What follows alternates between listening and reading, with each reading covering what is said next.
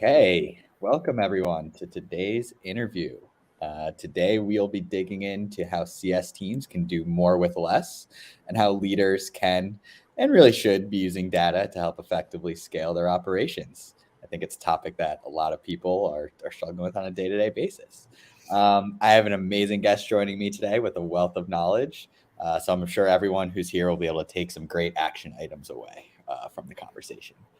Before we get into the interview, some quick introductions. My name is Chris Keene. I'm the head of marketing here at Zowie.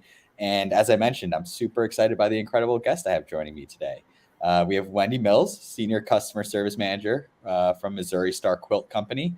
Wendy, want to say hi to the audience really quickly? Hello. Thank you so much for having me.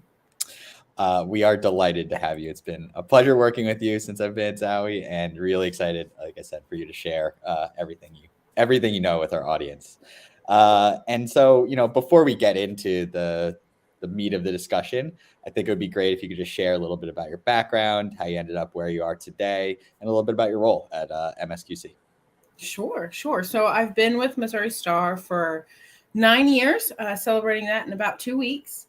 And like you said, I'm the Senior Manager of Customer Service of Missouri Star, as well as our other brands, One Big Happy and Let's Make Art. And I do a little dabbling in project management on the side. So definitely a lot of things to do. Yeah, and first of all, huge congratulations on 9 years at the company. That's a long time to be anywhere. So I think speaks to the quality you've provided the company. Maybe give us a little bit of background around how the company has changed and how your role has changed over those 9 years, where you started and where you're at now. Oh goodness, there's a lot there. We've definitely changed in the 9 years that I've been here. So when I started, it was just a really small group of customer service agents. We were picking up physical phones. So we were picking up physical phones and had them to our ears, and all of our phones would ring at once. But we quickly grew out of that and had to expand to something bigger. And I really got to develop what that looked like, what the team did as a company, and everything grew as a company.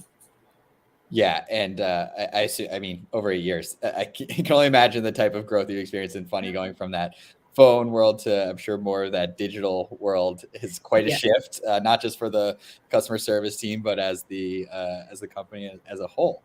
Yeah, Um, and how did we? The focus really was how do we do that in a way that still represents our brand and keeps us being unique.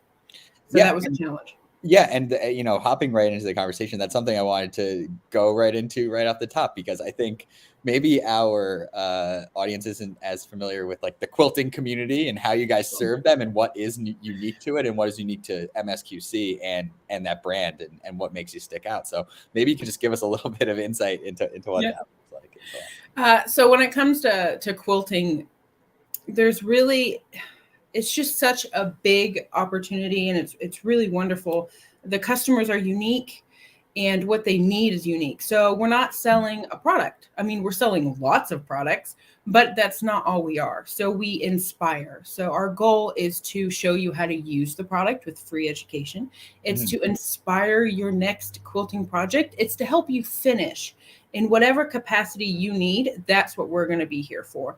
So throughout your whole journey, we're going to support it, whether you're a beginner or whether you're an experienced quilter and need just a little bit of inspiration for your next project. Yeah, and to your point, like it's not just a product, it's the whole experience, right, that you're selling. And going back to like your history, I mean, that's such a hands-on interaction you're having with the customer. It's very customized. How have you kind of kept that as the company has grown so much over the last 9 years? How have you, been able to deliver that with your team? So what many people are used to when they're quilting is they join their quilting guild or their local quilting store, which is how Missouri Star started out. We started out as a small local quilting store in a small one stoplight town of Hamilton, and we expanded online. So it's about bringing that experience of reaching out for help to your local quilting guild and just expanding that to making sure you have that same offering when you come to us. And it's how we word things, it's how we do things, and it's about staying true to that unique experience. Yeah, and to that point, staying true, and to give a little more context of that, so how big is the team that you're overseeing now in terms of the agents? My team's around 35 agents. Yeah, so I immediately 35 agents. I mean, one, that's obviously a lot of agents to oversee, and so with that, all this customization, how are you ensuring like the quality is there in every interaction? How do you think about just the QA process from? Well, it's challenging Yeah. because, as I said, we do a lot of things, right? Yeah. So, and a lot of those things come with their own unique processes. Mm-hmm. And those processes are hard to follow. As an agent, you want to give the right answer and you want to provide the experience. But when there's just a lot of answers out there, how do you find the right one? So that's where we lean heavy on processes and where we offer things like an open manager meeting room. And what does that mean? Because we moved remote like a lot of people did, right? Mm-hmm. So how do you keep that that feel for the team so that they can then support the customers? So we do an open manager meeting room. And so all the agents have a link. There's always a manager in there, and they can go in there for live help whenever they need it. And that has been wonderful for the team. We use macros a lot, but we leave them open in a way that the agent still has to provide their unique self and their unique flavor to the answer, but the generic answer is there. So that still allows us to give that experience of who you're talking to. And then we use, of course, we use AI, and that's a most recent development, which has been really awesome for us. Yeah. And then when you call us, you get to pick why you're calling us. And so that allows me to use my agents in a way that highlights their strength. So I love just like getting into the tactics of this already. So that manager, that open communication, is that something that it goes directly to you? Are there other managers who are helping you? Is that something that you're just always available today? I'm curious about the logistics of that. We actually do anywhere from my leads to an agent. So if we have a senior agent who is really wanting to do something and highlight their knowledge, and they're willing to help answer those questions, we may switch a few agents out to be a part of that experience. And that really highlights what they know, because sometimes you don't understand how much knowledge you truly have until a bunch of people are asking you questions and you have to provide the answers. It's been a unique experience for them as well, and one that we've received a lot of positive feedback on. Yeah, I think that's awesome, and something anyone can kind of spin up for themselves. I think that makes a ton of sense. And I know we'll get into some of the data stuff, but just I think something that's really unique to your business and what you're selling, and I think is relevant to all customers for organizations who are trying to engage in more of these like revenue generating conversations, which you guys, your agents, it's almost like a different type of role. Like you said, you're there from project idea all the way to execution, and then what's the next project going to be, which is really amazing. So can you just again give us how maybe a specific example of how the agents are driving that as opposed to just dealing with these customers? I think that's so amazing. Yeah, so shopping for online fabric can be hard. Yeah. Because you're looking at a color and you're wondering, is this the true color of the fabric that I'm going to get? And that's because it's dependent on so many things like your monitor, what kind of monitor colors are showing, and that's maybe different. So the team has tactics to help that. And they're part of the buying process. Yeah. So when a customer calls us and they're asking about what fabric might look good with this, there's a real opportunity to explore together.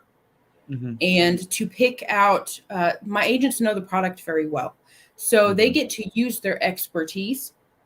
And there are tools that Zowie helps provide that they get to use to understand the customer and their buying habits and what they tend to lean towards. So what that looks like is if a customer messages us and they say, hey, I'm looking at this floral fabric. Can you help me pick out something that coordinates?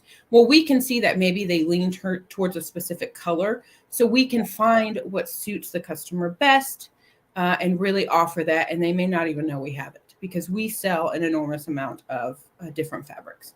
So it's about understanding the customer and our product. And we are unique enough to be able to do that. Yeah, so I love that you have to understand the customer and the product. That customer knowledge, is that coming from like, so you said like you know what color that is, that just, do you have like that customer data at the agent's fingertips? How are they seeing that in real time actually?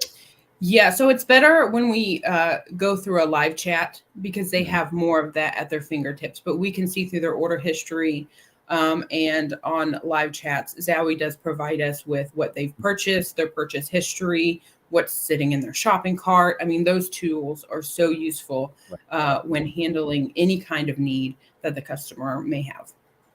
Yeah, and I think having that data at the fingertips, and obviously chat makes Mhm. it a little bit more easy, but then understanding the product and going back to something you said, when people call, they actually say like, what are we calling for? And then you're routing it to different agents based on that. Mhm. Is that something that, you train the agents specifically on? Is it agents kind of like, I want to focus in this area? And so is the team structured that way? So you have different product knowledge in different parts It's of the team as well? It's structured in both ways, Okay. actually. It's leaning into the agent's strength Gotcha. and training them on maybe what they're not so strong at. So if I have an agent who is great in all things, they get to do all things. If I have an agent who is really, really good at quilting, um, but may not be really good at de escalating a call, well, Gotcha. then I'm going to switch them out of the de escalation and then we'll train on it, but I don't want to set them up to fail. So it's Right. about understanding the agent's strengths and what they're interested in. Gotcha. Yeah, makes total sense. Put your team in the best position to Yes. succeed. Yeah, and now getting into maybe some of the data side of things. So, like you said, border almost 9 years. Obviously, the company has grown a lot. There's been huge transformation, and we've discussed this. You think you have a pretty unique approach to staffing your team through this growth. Yes. I'd love to just know, like, yeah, and I think like most customer service teams, you're trying to do more with less or the same. So, what are the key data points? What are the metrics you're looking at to inform these staffing decisions, and how do you think about staffing, holistically? You've talked about some of this already. Yeah. Yeah. So when it comes to using key metrics, it's easy to fall into the trap of having all the metrics. You have to use all the metrics, and in what way do you use them? So the ones we really focus on are customer centric. So what represents the experience the customers are having, such as a satisfaction score, how much time a customer's waited for their email to be answered, how much time have they waited in call queue. So those are the kind of things that represent the journey with us that we're hold ourselves high accountability to. Mhm. The one thing that does set us apart, I track a metric, but I don't hold my agents accountable to it, is the metric of how long they're on the phone, Mm, because there's a balance there. So while it's important to know how long an agent is on the phone, I also want to promote an experience that they're bonding with the customer and they're taking the necessary time to help the customer in the way that they need it. mm. So whether that's just a quick placing an order or whether that's they're in the creative process, helping build a quilt and memories, that takes a little bit more time. So I don't want to dock them that they've been on the phone for a specific time. That doesn't represent a good customer journey. So while it's important to know that metric in order to staff appropriately, that is not something I hold my agents accountable to as, hey, you've been on the phone for 3 minutes. We got to talk about that. That's too long. That's not something that we practice here. And that is one of the first things I put into practice is that just doesn't represent us and the customer journey that we want. Yeah, and I think that's so important, is mapping the customer service, how you're managing the team, how you're setting them up, and the metrics to your brand and what your company wants to achieve with your customers, which I think is one, it seems obvious, but so easy to overlook. To your point, like you could have made that decision, just minimize time on the phone, but that's not who you are as a company. And it actually, we've talked, you want your agents focused on things that will delight the customers and, drive revenue. And if a longer conversation drives revenue, maybe that's a trade-off you're willing to make. Going to the customer service metrics, so like you said, there's a balance between things like time to respond, time waiting in Mhm. call queue, and providing that delightful experience. do you maybe have like cutoffs for some of those customer service measures? Like, we have to hit this, and maybe we have to cut back on some of the other activities we're doing that take a little bit longer, but maybe map to your brand a little bit. So I'm wondering, how like you said, it's a balance, but how do you start to make the decision on the balance there? So we do a lot of call quality. We have a call quality checks where we're listening to live calls. We can see the queue, how long an agent is in a call. If we see an agent that is really just sitting there, we're going to hop on, we're going to listen, we're going to decide, are they struggling? Or is a customer super upset and maybe they just need manager help? Or are they being chatty Cathy and they're not, they've moved out of helping a customer to now they're talking about all the personal things, which you want to try to prevent. Like, we're here to be helpful and we're here to be part of your creative process. But again, that balance of now we've entered out of that creative process and now we're into just talking. So to balance that, it's really just on a as need basis as we determine, and we start listening to the call and we coach the agents. Sometimes they need to talk to. So we just give them the outlet to do that with us in whether it be morning meetings or whether they just need a few minutes to talk. We're here in that manager meeting room to support their needs as well. And that way they can be freed up to support the customer. So we really do work on that balance in the moment, and less of a key metric and more of in the moment. What are we looking for? Yeah, that quality assurance. Yeah, that makes sense. That quality assurance piece. Yeah, and obviously, like I said, with a team of 35, that's a lot of quality assurance to do on an ongoing basis. Yes. And thinking about it from that team of 35, is there any data you're looking at regularly, just like determining the right number of agents to staff, when to make a new hire if you're going to make that decision? What are you looking at there? And I'm sure it goes back to these, how do we achieve these metrics? How do we achieve this balance? But is there anything you have there? So I'm looking at those key performance indicators to see how the customer journey is doing. So if we're taking too long to answer the phone, we're on queue, our call queue is too high, but it's not high in peaks, it's high consistently. I'm looking into why. So I'm going to see, do I need to add more people? Or do I need to revise a process that takes too long that's causing this? So I'm going to start consistently to say, are our customers having a bad experience? Gotcha. Is their experience diminishing in they're not as satisfied? The call queue is too high. We're taking too long to answer emails.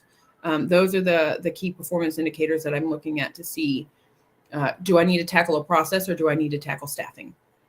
Gotcha. Yeah. And makes so much sense, and keeping it customer centric at the end of the day. Are they satisfied? If yes, great. Not, something needs to get fixed and quickly. Really quickly, because like you said, like those longer phone conversations that provide value, and there's a balance. Is there any way that you guys are maybe actually trying to measure the value of those conversations versus others? Like, are you grouping kind of like the low value tasks, the high value tasks or tickets or conversations in a way, so you're actually seeing the percentage of time your agents are spending on each? Is that something you're tracking regularly? I'm curious. We track it in a few different ways. We track it in the value they're providing in sales and maybe in the cart value, more as an overview of looking. When I say we don't track, I don't hold them to a standard of a phone call length. Gotcha. That seems really scary, right? You're thinking they're going to take all the time to talk to these people and we're not going to get anything answered, but that's just not the case. So when you help a customer in that way and you spend a little bit of extra time up front with them, they're not calling back 12 times to get a different answer because you've not helped them. You've taken care of that answer and you've prevented another phone call in the future of an issue because you've correctly resolved it. So you're just taking that time and you're spending up front. The customer is more satisfied, and you can move on to a different phone call. And it tends to balance out really well. We get a good number of, I got a quick question. What tutorial has this quilt in it? And then we give that answer and then they're all good. And so it balances out very well to just hear some quick answer stuff and then taking the time to be a part of that creative process And what does that look like on the average order size? And what does that look like from a value standpoint? Also is very helpful.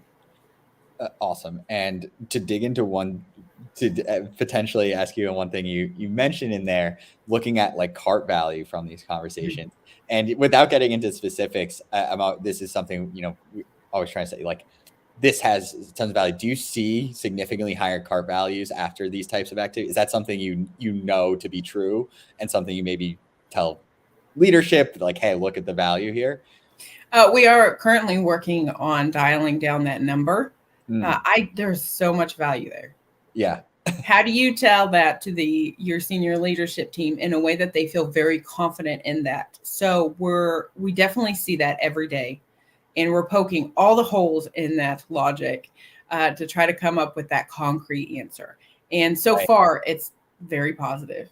That's very positive. So we're real happy about that, but it never hurts to keep poking those holes, right? I was going to say that's something, we talk about a lot with, not just you, but like other clients, that the value of those conversations on things like AOV, retention is real. Getting to that exact number can be a little tricky and murky, but it kind of actually helps, with this idea of doing more with less. If you make that argument, maybe you get more. But I think that's all. We could have a whole nother conversation on that topic. Where we really see the more part of this is, and part of our growth, we've done just a lot of things, and some of those things have been really hard on our customer. Yeah. But because we've taken the time to develop the trust, and they keep coming back. And I think that's a measurement that we love the most, is we continue to see those customers come back to us, even when maybe we mess up. We own it. We let them know. We're very, hey, this one thing happened. We're real sorry about that. But we don't lose the customer because we've bonded with them. Yeah. And they're now a sticky customer. And that's really important, especially right now.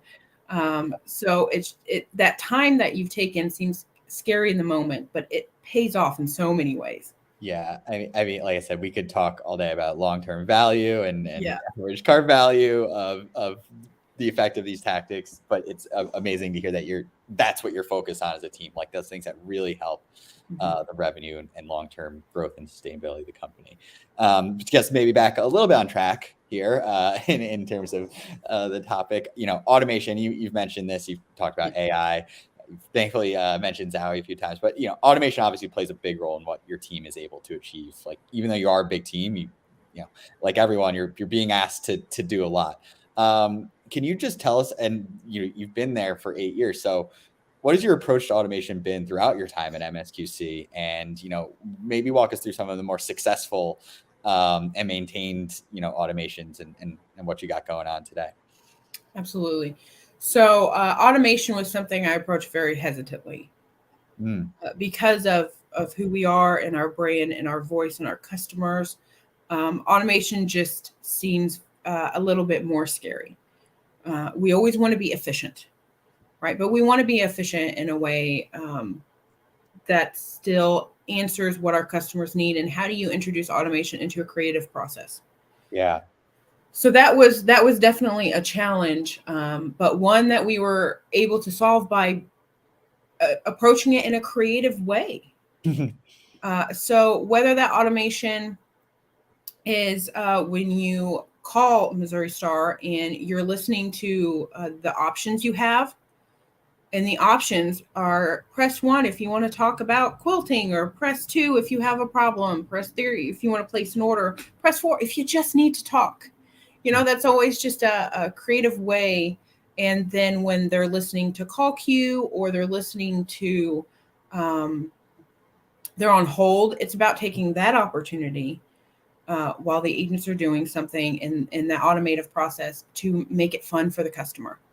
Who thinks it's fun to be on hold? Nobody does. But when your on hold music gives you tips of sewing and techniques, well, then all of a sudden you're paying attention and you're listening, and the agent gets on the phone and they're like, hey, hold on, put me back on hold. I wasn't quite done yet. I wasn't done with the hold music. I said no one ever, but maybe no one ever.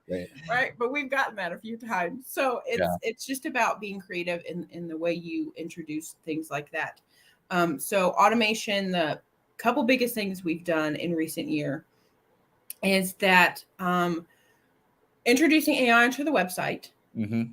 And so a customer can help themselves whenever they're needed, even if we're not open. But taking that in different forms. So people interact all kinds of different ways, whether they like to read the information or whether they like to be told the information. So how do you do that in an automated way? Well, through video. And not just a boring video, but a really fun, unique video, and different people telling you. And so that's really helpful to a customer in the moment. And then putting it back in their hands is you can solve your ticket if you want. If you want to wait for a person, we are here. We are going to answer you as soon as we're in. If you want to take care of it right now, which is very helpful to the team when customers do that, because it frees up our time to spend that creative process time. Yeah. So when we send out the emails, so Zowie has introduced a new thing for us to where they recognize some of the basic emails we get, like cancel my order or subscription or something like that. And then they try to answer it and give the customer the option. So they've integrated with our systems, and then the customer has the option to cancel the order themselves. And in a way that also suits us. There are certain times you can't cancel an order. We've already shipped it. You can't cancel it. So it's about knowing that and making that work. Yeah. So it's automation that obviously plugs into, your e-commerce platform, whatever that may be, is obviously huge. I'm curious in terms of measuring this, and, I think automation is always like a process. You're implementing new automation, you're improving it. Do you measure the effect in terms of like time saved for your agents? I'm curious. Do you have like a, and it doesn't have to be, but like, ballpark number, how effective is your automation in terms of getting more out of your current team? Is it like, it's 20%, 30%? I'm curious if you have like a ballpark number that, how much, time automation. We measure it in a couple different ways. That's another thing we've been working on with Zowie is how do you measure that in an effective way? So we measure it in full-time employees.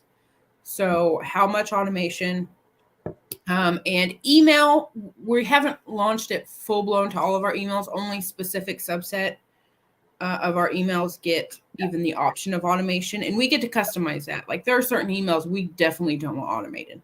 Right. Sure. So that's a lower percent because we've lowered it. But if a customer starts a chat automation, we're about, I believe, 60%. A customer is able to get in there 60% of the time, answer their own question, which saves a ton for my agents having to answer. Yeah. And I think the way you're looking at it in terms of full-time employees, in terms of time saved, is, I think, the simplest. And it immediately gives you that, like, yep, automation is providing me with the necessary relief that my team needs to be able to do more with less. There you go, the title. So we are running up on time. In the interest of, I'll ask one more question for you, and then we'll get to, I see one or two questions from the audience, and anyone else who has any questions, please feel free to ask them in the comments now. Just as a leader for yourself, what are you focused on in the coming year? What are some big trends you're seeing, and give us just the update there. Oh gosh, what am I focused on? I'm focused right now quality. So with all the changes we made, my team became kind of a gap filler. So there was a gap in a process, we filled it. As we've improved those processes internally, my agents we're refocused on less of being gap fillers and more of the quality we're providing. We've always had really good quality, but we want to keep improving that. And so improving our quality and continue process improvement is kind of the biggest focuses that we're having this year. Awesome. Yeah. And it's always customer service where those changes of the company it ends up falling on. So the idea being kind of the stopgap makes a ton of sense. Hear it all the time. And a couple questions for you here. Sure. So we have one from Carlos. So are you collecting feedback from agents and any tools that you're using to do it? Yes. So we use a survey. Every customer who we have their email address who sends us a ticket gets a survey, and they get a survey of how'd we do, good or bad. and then they can provide feedback there. We're able to collect all those and measure. So agents have their own satisfaction score. They have their own productivity score of how many tickets were they able to accomplish per hour. And if not, what does that look like? And again, we utilize that in a way of we want to pinpoint if they're struggling. Gotcha. So each agent does have their own unique performance indicators. And mostly to pinpoint, are you struggling? Can I help you? How do we support you? How do I provide you the tools to succeed? Because if you are not succeeding, I haven't provided you the correct tools you need. Yeah, that makes total sense. And I assume, are you also collecting feedback from the customers in an automated way? This can be that's the same thing. So we send it that, and they're able to provide that, and then it gives us our satisfaction score on both overall satisfaction as well as specific agent satisfaction. Yeah, and on that note, a question from Joanna.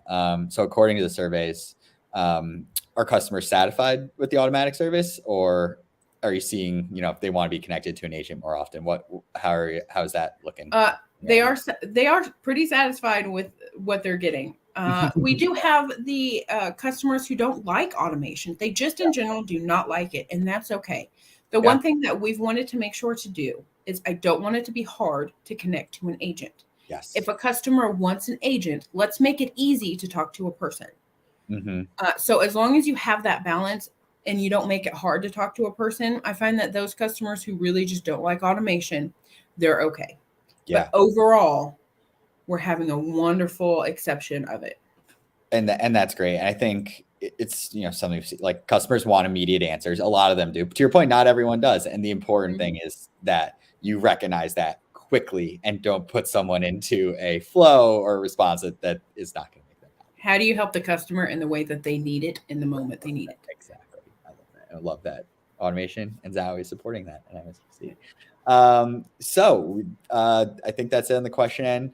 Wendy, this was really amazing. Always a pleasure to speak with you. Thank you so much for joining us. And I think we will wrap up the presentation there.